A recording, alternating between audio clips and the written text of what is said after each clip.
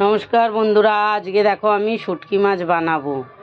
তোমরা অনেকে হয়তো খাও না, কিন্তু আমার আবার খুব ভালো লাগে, তাই জন্য আমি খাই। দেখো শুটকি মাছের চারিদিকের পালকগুলো এগুলো পরিষ্কার করে নিয়ে তারপর এগুলো ছোট ছোট করে টুকরো করে নেব। এগুলো ছোট ছোট করে টুকরো করে নিয়ে, আমার ছুরিটায় না ধার নেই, ওই জন্য কাটছে না।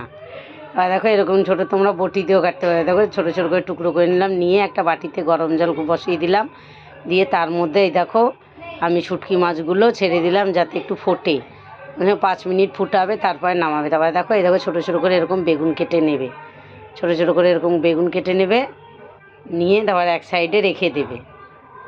রেখে দিয়ে এই দেখো তারপরে একটা দেখো কড়াইতে তেল দিলাম, দিয়ে ওই ছোটো ছোটো শুটকি মাছগুলো আমি সেদ্ধ করে নিয়েছি, নিয়ে জল ঝরিয়ে তারপরে দেখো দিয়ে দিলাম তেলের মধ্যে। দিয়ে তারপর দেখো একটু ভেজে নেবো এটাকে, শুটকি মাছটাকে, নাহলে গন্ধ বেরোবে খুব না ভেজে নিলে, ওই জন্য একটু ভেজে নেব।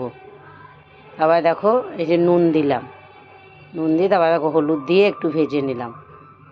প্লিজ আমার ভিডিওগুলো ভালো লাগলে লাইক কমেন্ট শেয়ার করে দেবেন, আর ফেসবুক থেকে দেখলে ফলো করে দেবেন, ইউটিউব থেকে দেখলে সাবস্ক্রাইবার করে দেবেন। আর দেখো তেল একটা ওই তেলেই, ওই মাছ ভাজার তেলেই দেখো কড়াইতে তেল দিলাম, দিয়ে তেজপাতা দিলাম, দিয়ে জিরা ফোড়ন দিলাম, দিয়ে এই দেখো পেঁয়াজ কুচি দিয়ে দিলাম, দিয়ে ভালো করে এরকম ভেজে নেবে, একটু ভেজে নেবে। নরম হয়ে গেলে তারপরে দেখো নুন দিয়ে দিলাম, দিয়ে তারপরে একটু দেখো লাল লাল করে একটু ভেজে নিয়ে তারপর দেখো আমি একে একে দিলাম। দেখো লঙ্কা বাটা দিলাম, রসুন বাটা দিলাম, আদা বাটা দিলাম, দিয়ে এটা ভালো করে নাড়াচাড়া দিয়ে, লঙ্কার সঙ্গে রসুনটা বেটেছি তো ওই জন্য একই কালার লাগছে। তারপরে দেখো ছোটো ছোটো আলু কুচি করে নিয়েছি, সেটাকেও দিয়ে দিলাম, এটাকেও দিয়ে একটু নাড়াচাড়া দিয়ে তারপরে দেখো এবার গুঁড়ো মশলা দিচ্ছি, হলুদ দিলাম, তারপরে দেখো এই বেগুনগুলো দিয়ে দিলাম, দিয়ে এই দেখো ধনের গুঁড়ো দিলাম, ওইটা নুনটা তোমরা যতটা খাবে ততটা দেবে।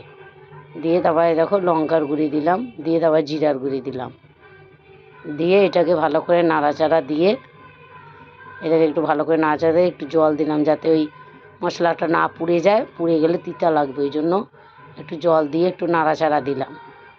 দিয়ে দেখো এরকম করে ভালো করে হবে নাড়াচাড়া দিয়ে, তারপরে দেখো ওই শুটকি মাছগুলো ভাজাগুলো দিয়ে দিলাম, দিয়ে দেখো এটাকে নাড়াচাড়া দিতে হবে ভালো করে নাড়াচাড়া দিয়ে, যাতে সব মাছগুলো লেগে যায় সেরকম করে। দেখো আর একদিকে টমেটো কাটছি, আমি ছোটো ছোটো করে টমেটো কেটে নিলাম, নিয়ে ওইটাও দিয়ে দিলাম, দিয়ে এটাও দেখো নাড়াচাড়া দিতে হবে যাতে একটু সেদ্ধ হয়ে যায় ওই টমেটোটা। তারপরে দেখো জল ঢেলে দিলাম, জলটা অল্পই দিলাম, বেশি দেবে না, কারণ এটা একদম শুকনো শুকনো হবে তো, তাই জন্য। আবার দেখো এই যে ঢেলে দিলাম, দিয়ে এটা নাড়াচাড়া দিয়ে, এই দেখো আমার কাছে কটা পেঁয়াজ পাতা ছিল, ওইটা কেটে আমি দিয়ে দিলাম, দিয়ে এরকম করে দেখো পেঁয়াজ কালি দিয়ে করলেও ভালো লাগে, তা আমাদের এখানে পেঁয়াজ কালিটা অতটা পাওয়া যায় না বলে ওইটা আর দিইনি, আমি পেঁয়াজ পাতা একটু দিলাম। তারপর দেখো হয়ে গেলে তারপরে এই দেখো এরকম করে ধনে পাতা ছড়িয়ে দেবে, এরকম ধনে পাতা ছড়িয়ে দেবে, দিয়ে লাস্টে দেখো নামানোর সময় একটু গরম মশলা দিলাম, দিয়ে এই দেখো নাড়াচাড়া দিয়ে, গরম মশলাটা নাড়াচাড়া দিয়ে তারপরে এইটাকে আমি নামিয়ে দেবো। এটাকে একটা বাটিতে নামিয়ে নিলে শুকনো শুকনো